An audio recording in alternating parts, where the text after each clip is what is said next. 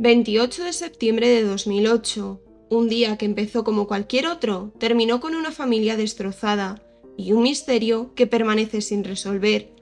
En un camping cercano a Río Grande, una niña de 3 años desapareció sin dejar rastro. Su nombre es Sofía Herrera. Nadie sabe qué ocurrió en esos pocos minutos en que se perdió su presencia, pero sí sabemos lo que dejó. Un dolor inmenso, una búsqueda incesante y preguntas que incluso más de 17 años después siguen sin respuesta. Bienvenidos a Archivo Mortal, donde abrimos expedientes que muchos querrían olvidar, historias reales oscuras y perturbadoras, historias que no podemos dejar pasar. Gracias por estar aquí. Si os gusta este contenido, suscribiros, dad un like, activad la campanita para no perderos ningún episodio y compartidlo. Ahora sí, abrimos el archivo.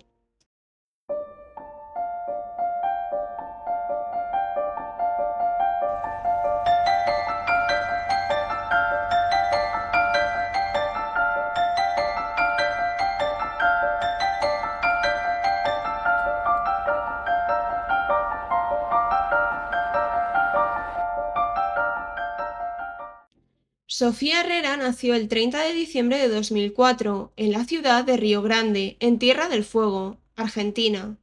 Es hija de María Elena Delgado y Fabián Herrera, matrimonio que se había casado en 1999. Fabián trabajaba en el sector de la construcción y María Elena era ama de casa. Unos meses antes de los hechos, la mujer quedó embarazada, por lo que Sofía pasaría a ser la hermana mayor. Lamentablemente, nunca llegó a conocer a su hermana menor.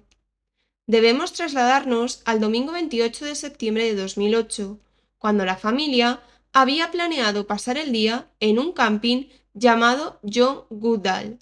Se levantaron temprano y en el trayecto pararon en un supermercado, posteriormente en una estación de servicio. Allí se encontraron con una familia amiga con la que pasarían el día en el camping.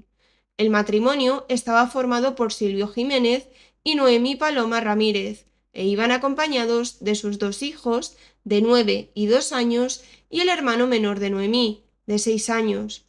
Las identidades de los menores son anónimas, pero el hermano de 6 años será clave más adelante.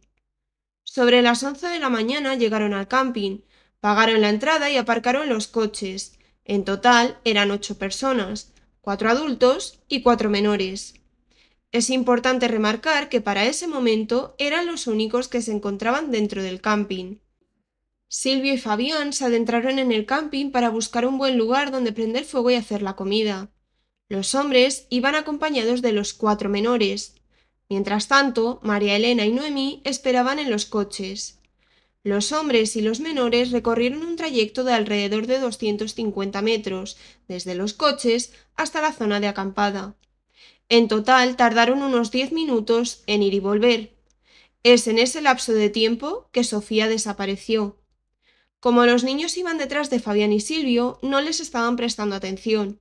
Cuando se percataron de que Sofía no estaba, pensaron que la pequeña había regresado a la zona del parking, pero al regresar se dieron cuenta de que la niña no estaba. Rápidamente todos comenzaron a buscar a Sofía. Preguntaron al guardia del camping por si la hubiese visto, pero éste lo negó. Continuaron buscando a la niña, pero el lugar, mayoritariamente de campo, no era muy grande y no había lugares de difícil acceso. La desesperación aumentaba a medida que pasaban los minutos, así que llamaron a la policía, que tardó cerca de 2 horas en llegar. Varios agentes buscaron a Sofía, pero no había rastros de la pequeña. La familia no entendía cómo Sofía había desaparecido de un momento a otro, en un lugar tan abierto.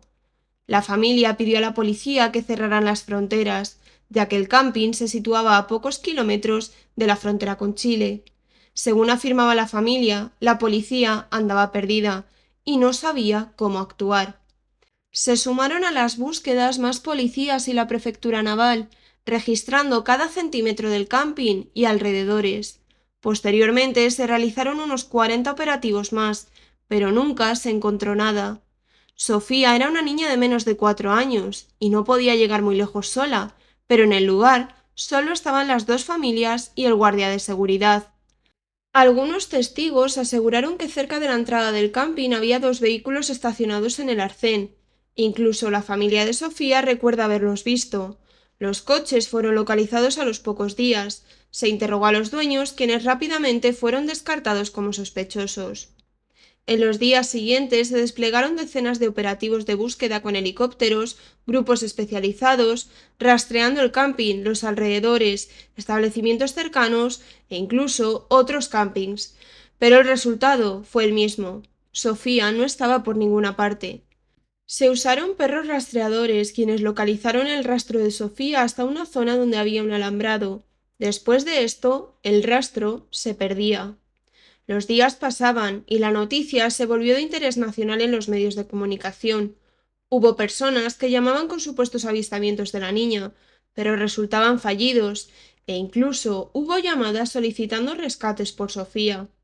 También se reportaron avistamientos en otros países, pero nada de esto se confirmó. Casi un año después de la desaparición se detuvo a Alberto Urrutia, un hombre de 72 años que era el guardia del camping. Colaboró en las búsquedas y se registró su residencia ubicada dentro del propio camping, sin encontrar nada sospechoso. Alberto estuvo detenido durante un año aproximadamente, pero se le dejó en libertad por ausencia de pruebas. Interpuso una demanda contra el Estado, pero el juez civil Aníbal López Tilly la rechazó. Durante los años posteriores, Verónica Antonia Contreras, una mujer mayor que se denominaba vidente, acusaba a los propios padres de Sofía de su desaparición. Entre sus delirios, afirmaba que la menor había sido víctima de violencia doméstica y fue asesinada por sus padres porque se les fue la mano, y que el cuerpo fue enterrado en el patio de su domicilio. Esta mujer acosó a los padres de Sofía por más de 8 años, quienes finalmente la denunciaron. La denuncia fue desestimada ya que Verónica Antonia padecía de psicosis.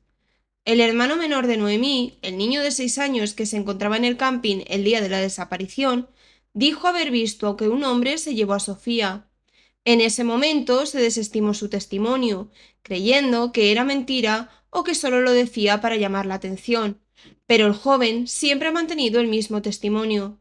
Es por esto que en 2020 la Interpol dio orden de búsqueda y captura de José Dagoberto Díaz Águila, apodado Espanta la Virgen.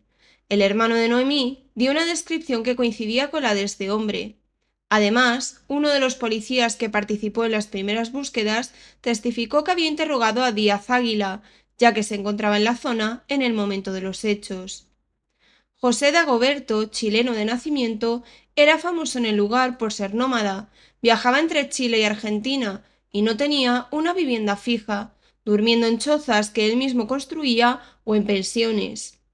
Revisando sus antecedentes, se vio que tenía una causa abierta por tentativa de homicidio, cuando intentó apuñalar a un hombre vecino de la pensión, donde vivía en Río Grande.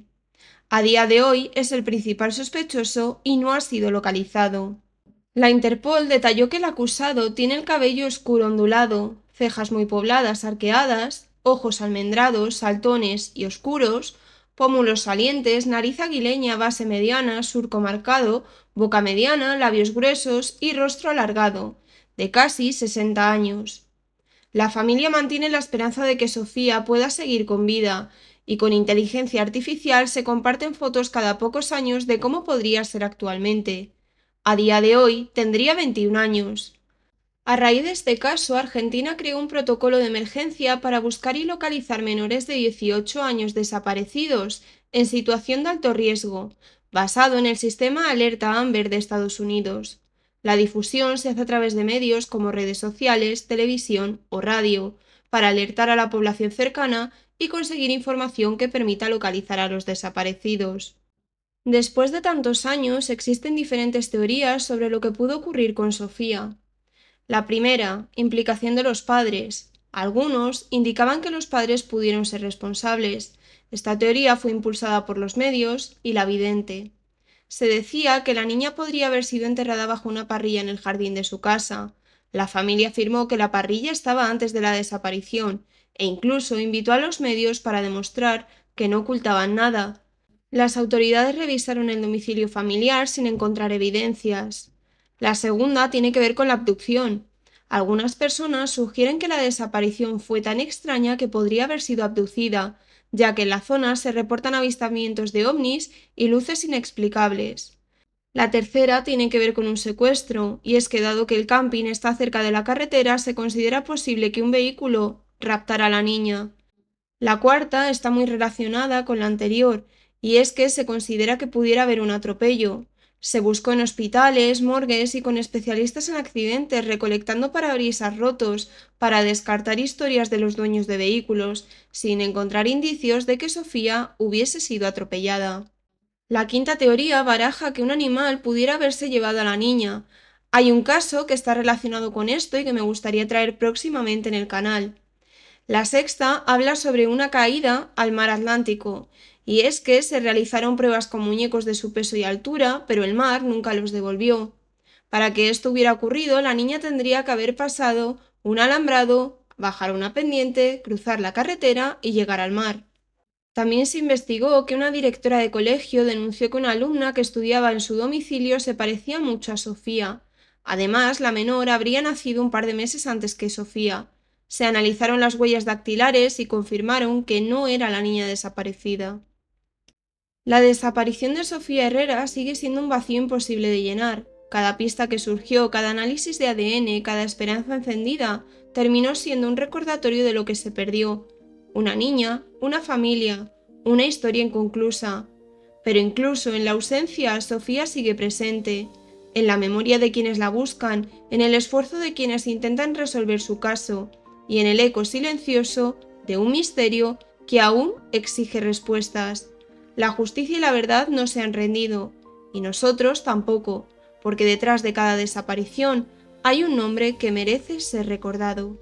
Si este caso te ha impactado, te invito a seguir el canal, compartir este episodio y dejar tu opinión, siempre desde el respeto, por supuesto. Me ayuda muchísimo a seguir investigando y dando voz a otras historias. Nos escuchamos muy pronto con el siguiente caso.